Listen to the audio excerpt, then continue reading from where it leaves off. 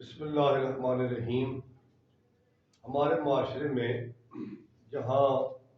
بہت ساری اچھائیاں موجود ہیں، وہاں ہمارے ہاں کمی کوتاہیاں بھی موجود ہیں۔ اس میں ایک یہ ہے کہ اگر کسی کے گھر میں پانی کا کنواں موجود ہے، پانی کا بور ہے، تو پڑوس میں جو پڑوسی ہے اس کے یہاں پانی نہیں ہے، استعمال کے لیے چلے اگر نہ دیا جائے تو ایک الگ بات ہے، چلو کوئی ٹینکر وغیرہ ڈلوا کے نظام چلائے، لیکن پینے کے لیے بھی لوگ دینے سے گریز کرتے ہیں۔ جیسا کہ بہت سخت قسم کی گرمی ہے،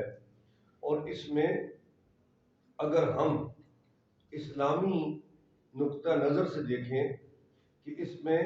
ہمارے لیے اسلامی کیا تقاضا ہے کہ ہمیں کیا کرنا چاہیے، مسلمانوں کو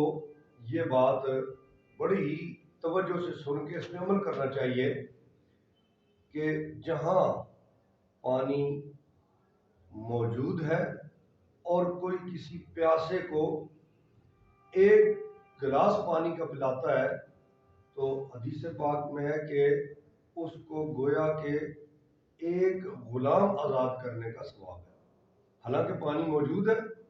اور اس نے پانی موجود ہوتے ہوئے کسی کو ایک گلاس پانی دیا ہے، تو حدیث پاک میں کہ ایک غلام آزاد کرنے کا اللہ ثواب عطا فرماتا ہے۔ اور جہاں پانی نہیں ہے، پانی کی قلت ہے یا پانی موجود ہی نہیں ہے، وہاں کوئی پیاسا ہے، کسی کو کوئی ایک گلاس پانی پلاتا ہے، تو حدیث پاک میں ہے کہ اس کو کتنا ثواب ہے۔ اگر ہم اس بات کو